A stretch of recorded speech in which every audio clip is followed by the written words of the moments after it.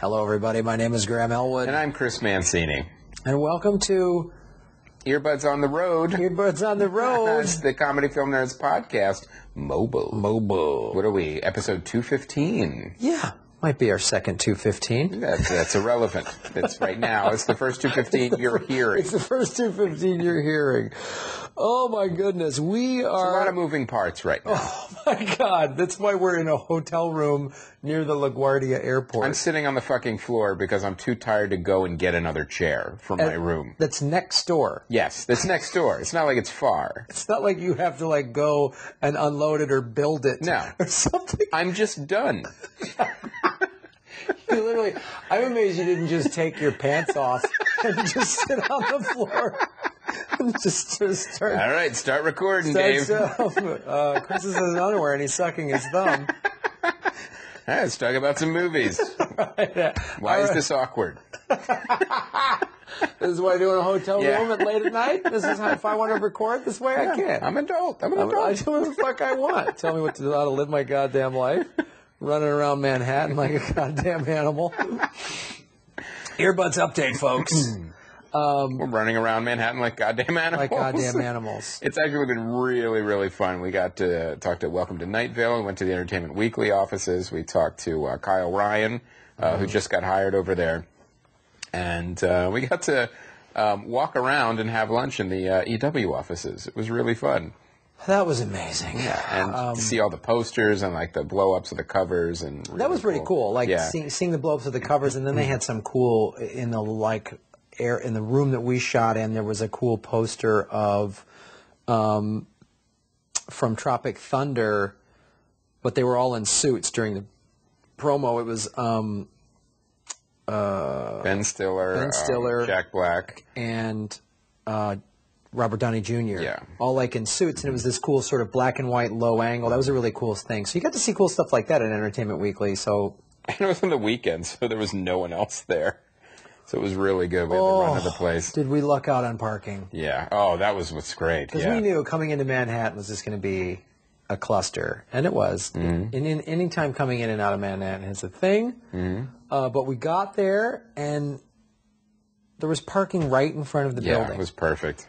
That happened at both locations today. And Welcome to Night Vale was a great interview. That was really good. They're so fascinating listening to them talk about.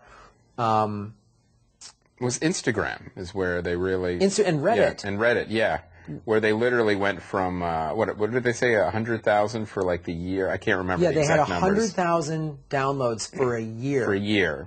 And then it went into the millions within the span of 1 month. In July of 2013. Yeah. They literally could point to the day. Right. And I remember it was last summer when we were we're getting ready for Podfest. And in the summers when we should bring these guys out. Yeah, we were finalizing the schedule. I think it was Andy would go, have you guys heard about this Night Vale? We're like, what? And they were beating Rogan and all this in the iTunes. And then we listened to them in the... I think we were driving back from Tahoe or somewhere. Yeah. And it really made us laugh, and it was really fun and different. Mm-hmm. And I think we got to invite these guys. It was good. They were in the festival. It was good. I don't know if it's going to work out this year because their tour schedule is pretty crazy. Yeah, they're on the road all the time now. But yeah, it's been great. It's been a lot of work. We did Preston and Steve. Yeah, it's been even in such a large compressed amount of time. Sorry, turn on the jibbing. Yeah. Hold for sound. Hold for sound. That's weird. We have Dave Schmidt doing professional sound. And he can't figure out how to shut off the AC. Yeah, he didn't shut off the AC before we started recording. Dave Schmidt puts his keys in a refrigerator. It's amazing. Because he doesn't want them to go bad. Yeah. It's like a half-opened yogurt. And it's a sound guy trick, because when he turns the fridge off, he's got to remember to turn it back on. So that's what he puts his So keys there. smart. Yeah. So smart. And, and we've been on the road for a little bit, too, so, we're all getting a little edgy and tired. And Shut up. I'll say last night, Graham and I both have different trigger points when Graham gets tired. When Graham gets hungry, he gets a little cranky, and I've learned to see the signs. I'm the exact same way, but when I get tired. It's like I get low blood sugar from being completely exhausted. And I called Graham last night. He called me. We were supposed to leave at 8:30. I said, we don't have to leave till 9. And Graham calls me, and he's like, there's a lot going on. We might hit traffic. we really need to leave by 8:30. And for no reason at all, I started arguing with him. Like, because I was so exhausted. It was like, and I realized, looking back, I'm like, well, it had nothing to do with the time. I had checked out.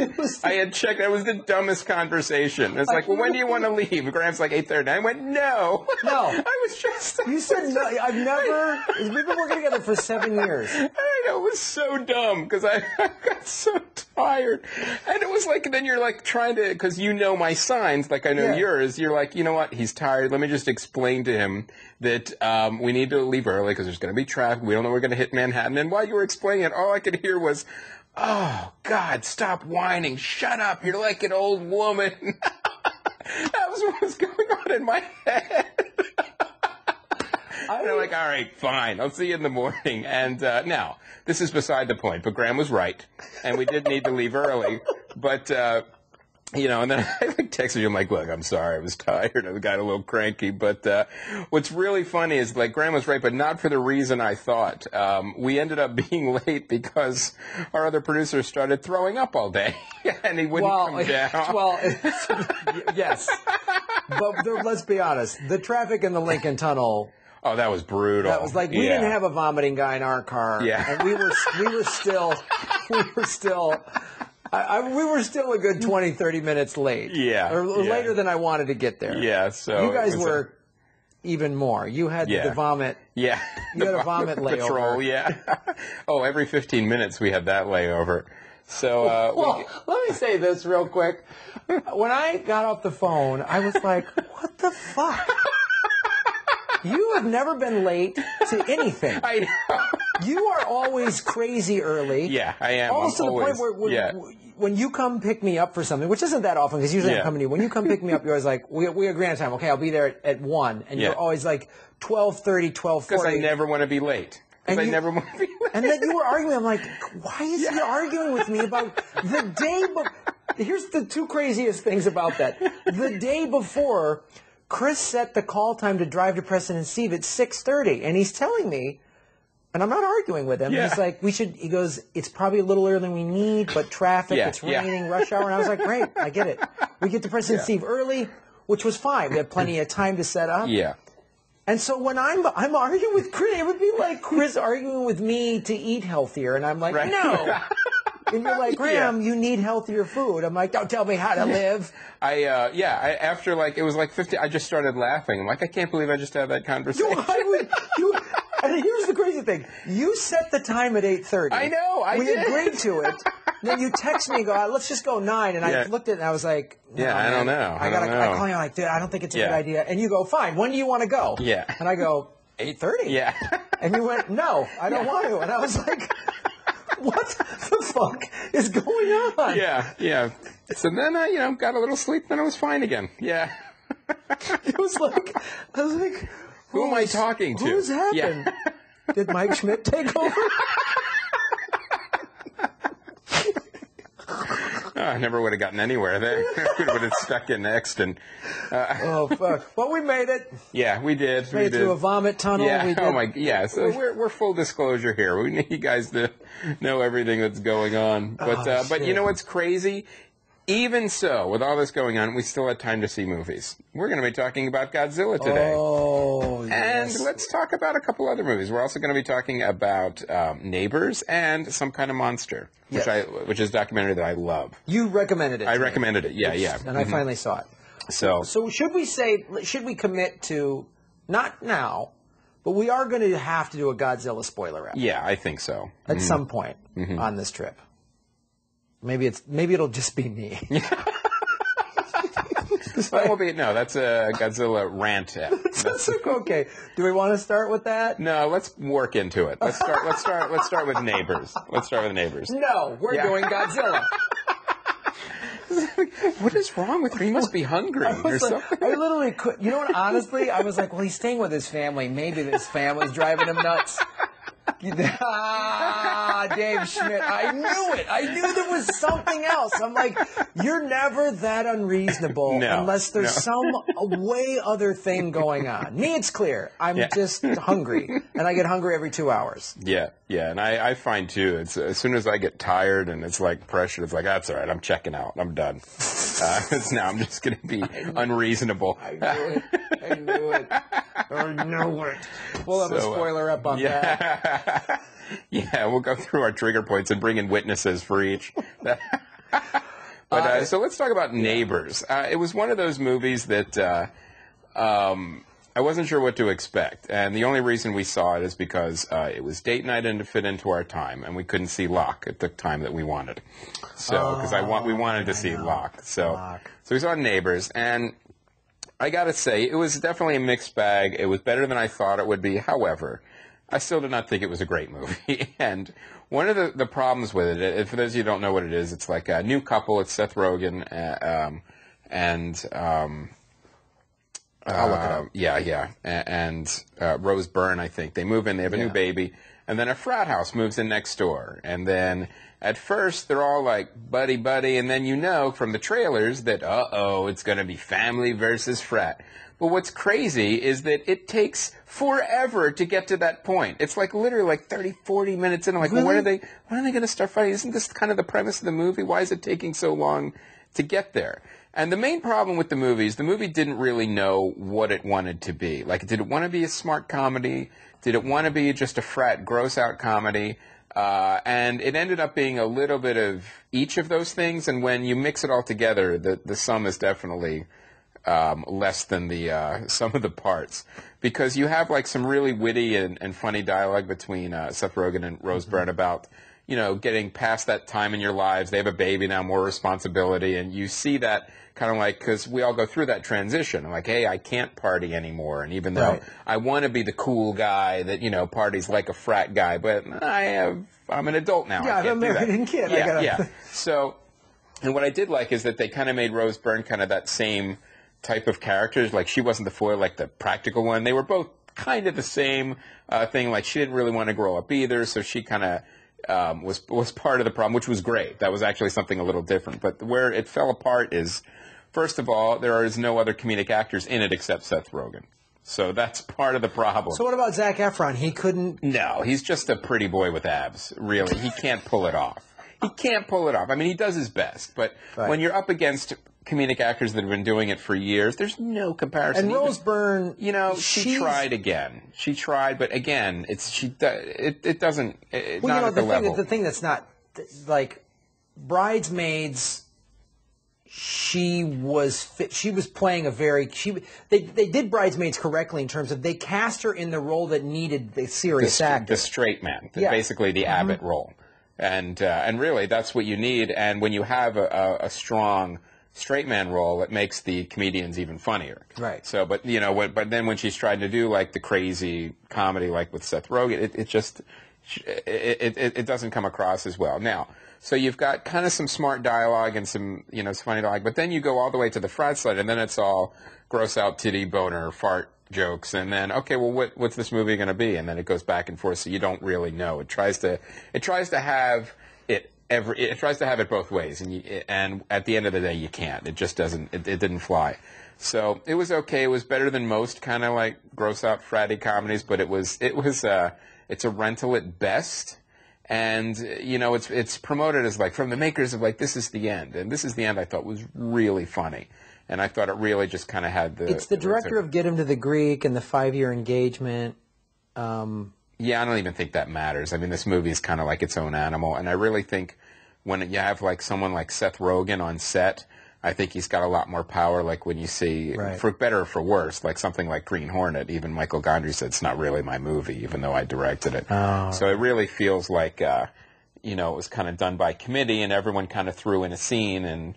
the movie just didn't have that focus and know where it wanted to go or where it wanted to be. But, there are some funny scenes. There's some funny... It's not horrible by any stretch, so it's okay.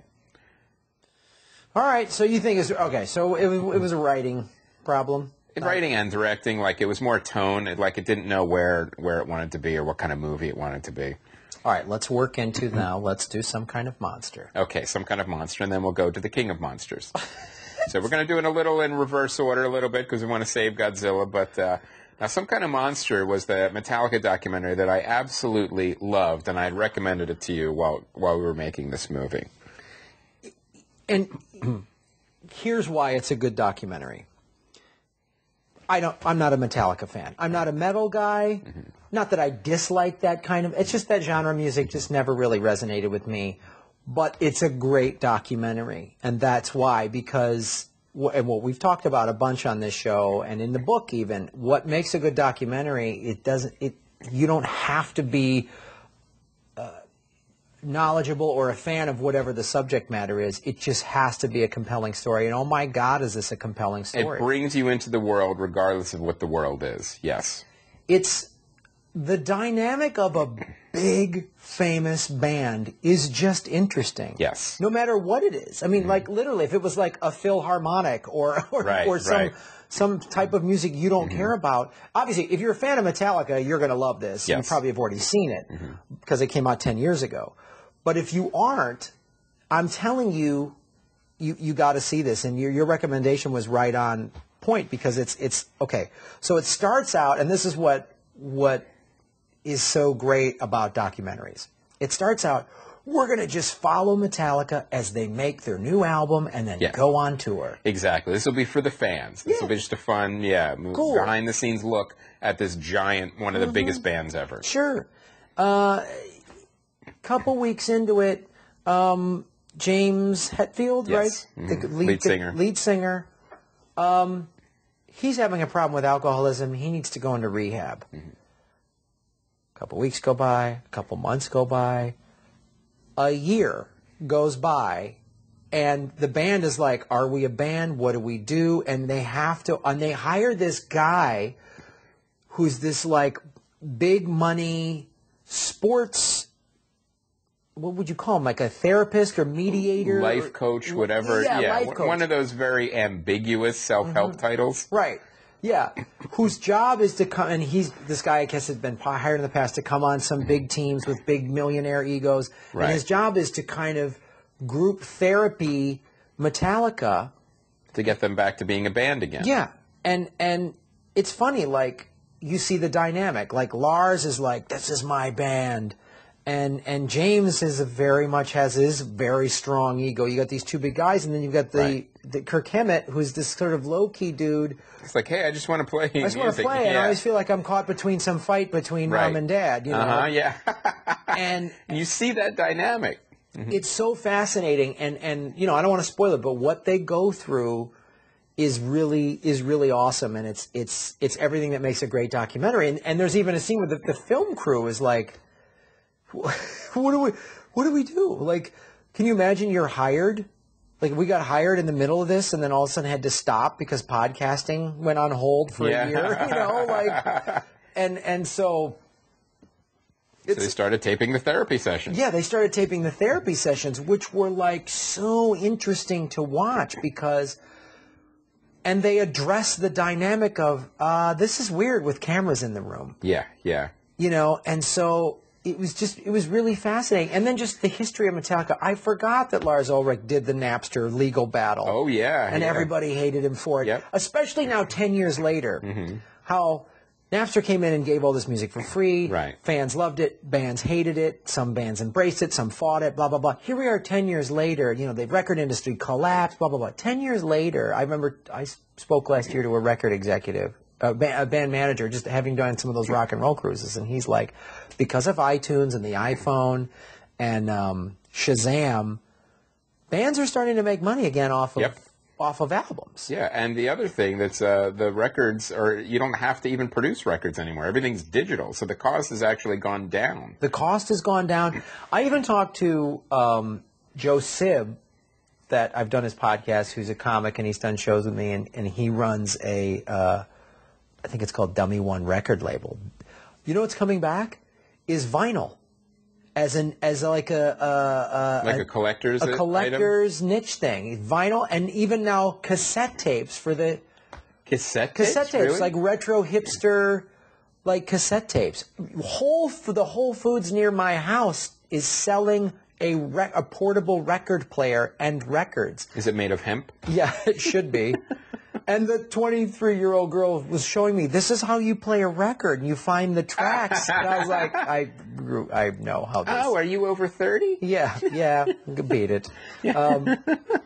So knowing that history of what the music industry has gone through, it's an interesting look into 10 years ago. Oh, yeah. When it was like starting to collapse and no one knew what was going on, and so it's not like Lars Ulrich was wrong. No, he wasn't. He was not wrong. And you he was a lightning rod for criticism, but someone has to ultimately stand up for the artist. That you can't just give away all art for free. Yeah. And the fans are like, oh, he's a billionaire, and it's like, what do you think makes, especially back then? Like, how do you think they rented out the Presidio? Yeah. Like a mega band like that. Like, how much money is involved? Anyway, it's fascinating, and what happens, and and the filmmakers did a really good job of tying it all together. And it's great. It's really worth seeing. One of my favorite scenes is like they're demoing the one of their new albums. I think it was either for the producer or one of their agents or managers. It's been a long time since I've seen it, and he just looks at his watch. Like, how much longer is this going to be? You see it. Like, oh, yeah, the new album, it's okay. All right, I got to go. Yeah.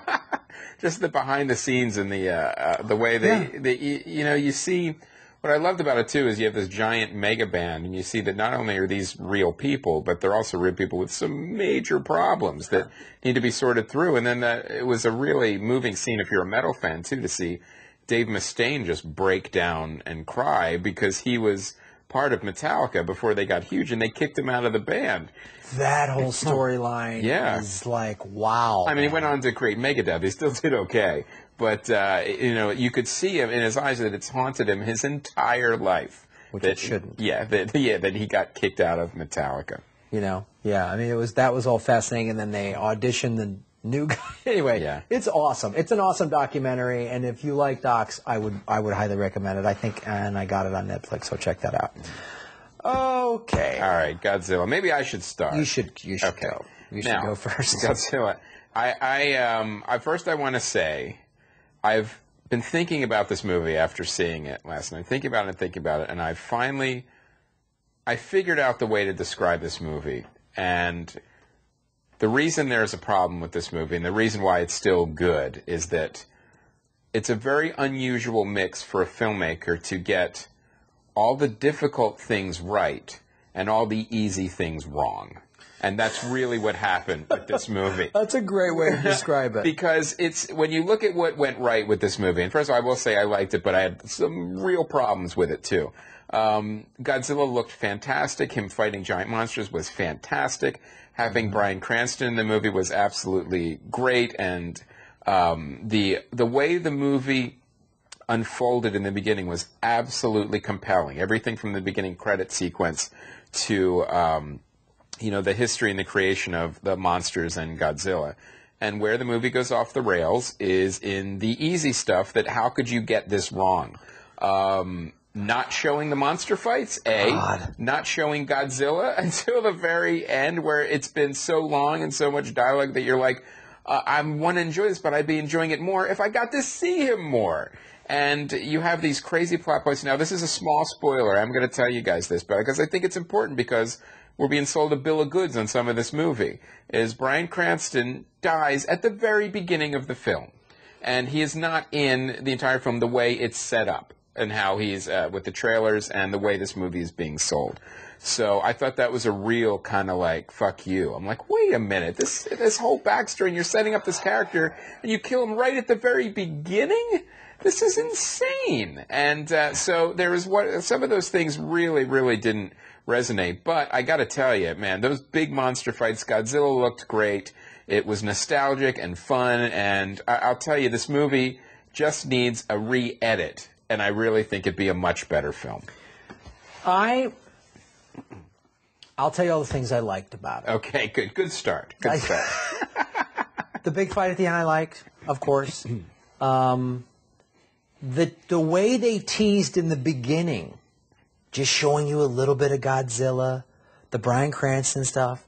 I liked the Ken Watanabe scientist. Setup is great. All the way around. Great setup. And I'm in my seat going, oh, yeah, now here it comes. I'm going up the roller coaster. I can't wait until I'm at the top, and we're going to go down. We get to the top, and then we just kind of nicely, flatly wind around. Yeah, there's no hill. Why are we not? I don't give a shit about your wife or girlfriend couple. Where's my husband? I don't fucking care. Yeah. Did you watch Pacific Rim, Garth Edwards? It's goddamn monsters just beating the shit out of each other. And robots. And it starts right off. Boom! You're out of the gate. Yeah. You want to tease, and by the time we got to the end, I was so mad because I kept checking my watch. I know, and I felt it. Like, we couldn't all sit together because it wasn't assigned seating. Right. Because we're in Pennsylvania, and they don't believe in assigned seating. So, for movies. This is a Keystone State. Yeah, Keystone State. It's like, state stores for liquor. They do things differently in Pennsylvania, where I'm from. But so I can almost hear your anger from the back. I'm like, Robert Graham's a little I looked angry. at my watch. We had seen. It was like an hour 15 minutes when we finally got to see all of Godzilla, and I was like, okay. And then another like half hour or so goes by, and I'm just sitting there going, the star of your movie is not in it. Yeah, and they played two tricks. That, you know what, I kind of could have forgiven it once. Like, oh my God, the first time you see Godzilla, and it's like he's about to fight, and then, we cut away, or like the doors close. They're like, that was cool, you got me. Yeah. And then they fucking did it again. The second time I almost punched the screen. What are you doing? What are you doing? It made me so mad, and I just was like, I hate it when a director thinks he's being clever, cute. Yeah, and that was like, bullshitty. What were we talking about on set? I think Dave even said it was... It was like they couldn't show the shark that much in Jaws because it was never working. Right. Or like it was like we were saying what the computer wasn't working. Oh, yeah, the CG the kept computer breaking is down. Not working. The computer is not working with the CG. It kept going down. It's like, what... I know what Godzilla's tail looks like. I saw plenty of his goddamn tail. Yeah, and the two monsters he fights, I see them the whole movie. And you see mostly he's swimming, Godzilla. You see a lot of him swimming. You know what? It was one of those movies that it like I said, it got all the hard stuff right and all the easy stuff wrong. We saw it in IMAX 3D. Yes. And, which I've spoken of, obviously. I'm not a huge 3D fan. It was some cool stuff in here. But again, punch me in the face. Make me like I'm at an IMAX at a goddamn amusement park where I jump out of my seat and I cover my face. And I will say, these IMAX theaters that are in regular movie theaters, not really IMAX. They're bullshit. They're just slightly larger screens with the word IMAX on it. Like, when I think of IMAX, I think of like the California Science Center or Smithsonian, where it's literally the entire wall. And it should wrap around your peripheral vision. Even your peripheral vision, you can't see anything else like that Hubble movie that Leonardo DiCaprio narrates is unbelievable to see that 3D. It's like you feel like you're in space, like gravity. I can't even. Even Dave made a good point. He's like, they probably weren't. They didn't shoot it on IMAX. Yeah, I doubt that was shot on 70 millimeter. They didn't shoot that on 70.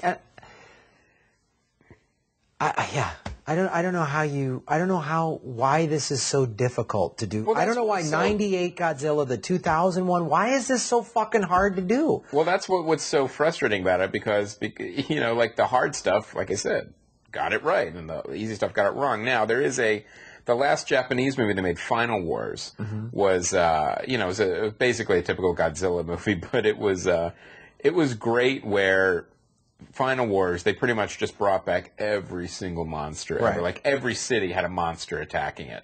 And, there's like, there's the defense force that tries to fight them, and like, we can't handle all these monsters. There's the alien invasion, there's the monsters. We need Godzilla. And then Godzilla goes around the world kicking monster ass. And it was really fun. So I really thought, too, from the trailers, and like, I think they're hiding. I think there's going to be a lot of monsters in this. It's going to be like a real throwdown, and it wasn't. What we got to see, fantastic, but we didn't get to see enough of it. Yeah, and just too much bullshit storyline. Like, get the story. The interesting storyline was the one. Was the one they killed off in the beginning? Yeah. So I'm like, all this setup for this great storyline and this poor haunted character, and then like he's literally dead in within the first 15, 20 You can minutes. just see the married couple mope around. Yeah, it's like can we stop with that with the disaster movies of the couple that gets split up and where's my baby? Like the whole world's going through that. Just fucking kick this goddamn thing's ass. Or show it to me in a more compelling way. In a different way. Give me some compelling story. But the beats that they use, I mean, literally there was like a scene in there where there's a bus driver. I'm like, oh, and some of the crew guys are like, oh, that was from Jurassic Park. Yeah. They literally took a scene from Jurassic Park with the bus driver. Yeah, and there's also stuff in the trailer that's not in the movie. He never goes to New York.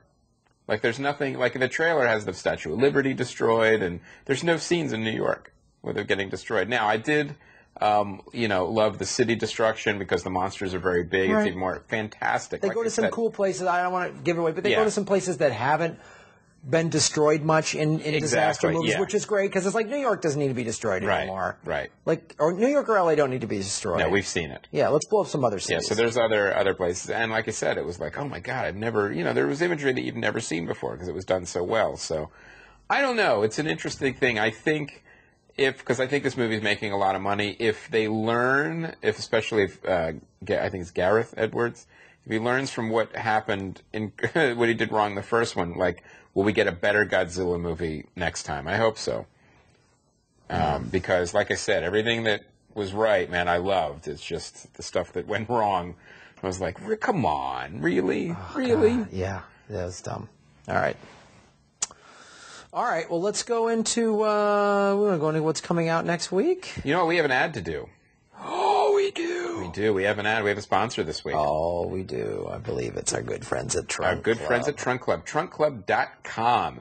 And this is an amazing service for men, and they will ship clothes to you picked out by your own personalized stylist. And you can try them on, and then you have 10 days. You could keep what you like. You'll get charged for it. Send back whatever you want at Trunk Club's expense. They take care of it. It's so easy. It's the best. I don't have time because of this film to shop. But you did get another trunk. I got another trunk. I went through the other trunk too, and I still have to because I haven't. I don't have time either. I actually bought some of the clothes. It's funny. We have sponsors now when they send us stuff. It's like, oh, we'll get our ad money back because Graham and Chris are probably going to buy stuff. Do you like when casinos used to pay you in chips? Yeah, exactly. So it's very like the mob when the mob smart. ran it. Yeah. So I bought like a couple of shirts, but I just haven't had time to wash them or wear them because of I know doing everything. It's really it's the thing I dig about Trunk Club is especially being this busy. Like even when we were in LA shooting Earbuds, I would come home all day, like no time. And now we're on the road shooting, and usually when I'm on the road, my days are free and I can work and do work in the room and go see movies and stuff like that. But now, do you like shopping? No, me I don't like shopping. And so this knowing, because I was literally sitting there going, God, I need more clothes. And I was like, oh, I got a trunk at home. When I get home, when we get back from Chicago, I will have a bunch of clothes. Yeah, you can try that shit on. Yeah, that's right, bitch. I'm going to new clothes that shit. So, Trunk Club it up. Trunk Club it up. So go to our Comedy Film Nerds homepage. There's a Trunk Club banner ad. Yeah, you can click on there and go right to Trunk Club, or just go to trunkclub.com. Boom. Shakalaka. And wear them. They'll fit you tight and better than the Godzilla Unless you don't movie. want it tight. I mean, they fit really well. Like I like my clothes a little bit looser, and they fit great. I mean, they're a little more expensive, the clothes, but the ones I got, they fit really well. It's nice if you got a fancy job and you don't have the time to go shop and look nice. I'd go Trunk Club. Yep, they'll clothe you nice, and then they'll clothe you real good. Clothe you real good. Yeah, and then I would go get a job and edit the Godzilla down. Yeah. Just knock 30 minutes out of it, and you'd have a solid 86-minute movie. That'd be amazing. You could start Edit Club. We'll send you movies that are too long, and you have to just pick the scenes you like. Oh my God! Then you send the rest back. All right, Gareth Edwards, send me the raw footage, a trunk of your Godzilla movie. Just send me a hard drive with the Godzilla movie on it, and I'll cut that fucker. It'll just be fighting. It'll just be wall-to-wall fighting. All right. TrunkClub.com. Yeah. All right. Sorry, DVDs. Here is what DVDs, DVD releases. The Monuments Men. This is a film I saw in the theaters. This is the perfect rental. you know, it wasn't amazing. It wasn't. Didn't do well. It didn't do that great. But if you're a George Clooney fan, all these actors are good. It's a great rental. You watch it. It's a nice night in, or fair enough, to go through some stuff. About Last Night, I did not see this movie, but check it out. I hope it's good. 3 Days to Kill. Oh, Kevin Costner's up to some crazy shenanigans with a gun. Yeah, I didn't see that one. I would. This would be a either watch on a plane, or this would be a guilty pleasure rental for me. Like, I just want to watch some dumb CIA spy him up. You know what I mean? Wouldn't you pick like White House Down or something instead? That's too dumb. This has the right amount of dumb. This is the right amount of dumb. That's what they should put on the DVD. The right amount of dumb. Comedy film nerds. It is the right amount of dumb. So I'm excited for some 3 dumb days to kill. And then Pompeii. Yeah, whatever on that. I don't know what. Why do they? With this movie? Yeah, it's Gladiator of the Volcano. Yeah, okay. Hot. So if you like, but not really. Okay, if you like burning gladiators, this is Gladiators on Fire. It had what's his name on it? That guy from that thing. The guy from 24. Kiefer Sutherland. Kiefer Sutherland's in it. He's in it. Yeah, he's got 24 hours to stop the volcano. The volcano, yeah, and wear a crazy outfit. The president is in Pompeii, and he's got to rescue him. He's the shortest man in Pompeii, and Emeritus Rice Cup is a Pompeii hacker, and he has to throw himself into the volcano because he has a brain cloud. Oh, folks, email us what movie Chris just referenced. All right, and then Vampire Academy. Oh boy, see what I mean? This is why. Oh, that was one of those movies. You know what really made me laugh about Vampire Academy is the amount of different trailers. They tried to do one in every genre. Like, they did, like, the action Buffy trailer. Did they do a rom-com one? And they did a rom-com. And then they also did, like, a teen comedy, like a Mean Girls kind of trailer, too. So. Now, did they do a Godzilla one where we never see the vampires until the last act? No, they didn't do that one. They just see the vampire, the sparkle of the tooth, but never actually fighting. They destroy New York with them, and they never go with it. All right. So those are the DVDs, gang. All right. What is coming out? Here's what's coming out, ladies and gentlemen. Ooh, wait a minute. Is May 23rd, X-Men, Days of Future Past. Yeah, it's a big weekend.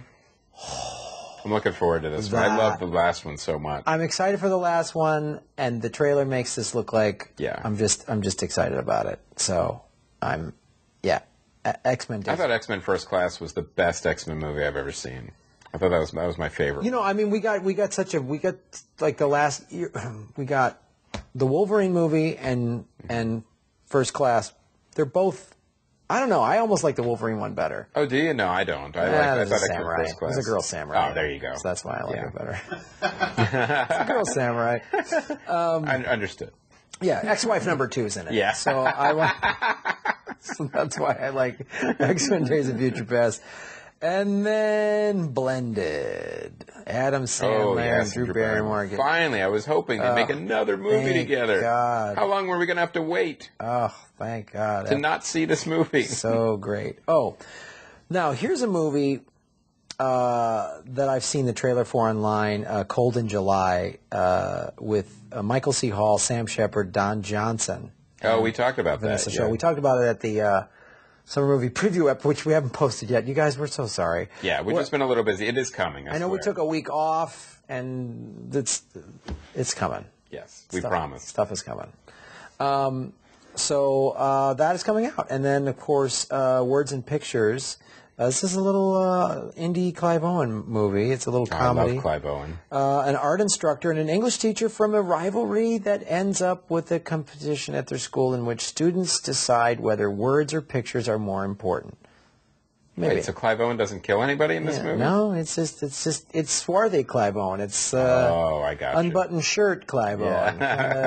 Dinner. Yeah. Oh, Dave like Schmidt just snored. I don't like that Clive Owen just as much. Words and Pictures sound like you're giving a big thumbs down from acapellaaudio.com, Dave Schmidt.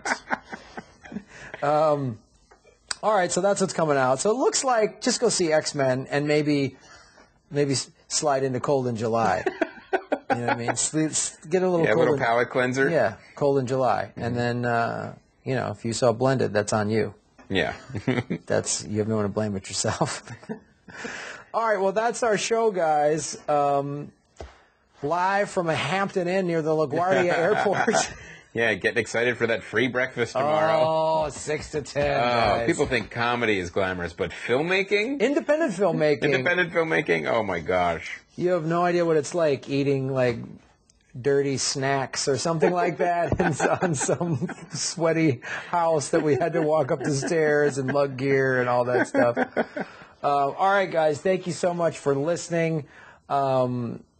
Of course, we will be at filming interviews this Saturday, May 24th, at Zanies in downtown Chicago. That's in North and Wells from noon to 4 p.m. If you're a fan or a podcaster and want to get a little interview for the Earbuds Pod Doc, come on down to Zanies Saturday, May 24th. And then I will be, and we're working on something June 1st in Sydney, Australia. We haven't got that ironed down yet. Still working on it, but hopefully we'll get that for you. All right, Sydney. And then I will be headlining the Comedy Attic in Bloomington, Indiana, June 12th to the 14th. On Saturday the 14th, we will be doing fan interviews, the last one for Earbuds. Mm-hmm. Saturday, in this country. In this country. Well, no, they're the last of all of them, because the 14th. Oh, that's right. That's after. That's it. Yeah. Then we're just about done. So Saturday, June 14th at the Comedy Attic in Bloomington, Indiana. We'll do the same thing, noon to 4. Come on down, and thank you so much. We want to thank our sound technician on this show, Dave Schmidt. AcapellaAudio.com. AcapellaAudio.com. We got to plug his website if you ever need sound. For anything. Anything. Movies, shows, specials, shorts, mixing. Even video games. And we're going to be releasing an episode where he talks all about how important sound is. And sound in movies. It's going to be interesting. Yep. It's a really cool show. So check that out. Thank you guys for listening and supporting Earbuds and everything else. And, of course, like us, follow us, put your positive reviews on the iTunes. We also want to thank TrunkClub.com. TrunkClub.com, guys. Get your trunk set to you. Get your trunk on. My name is Graham Elwood. I'm Chris Mancini. And as always, remember, Han shot first. Free breakfast. Sweet. Thank you, sir.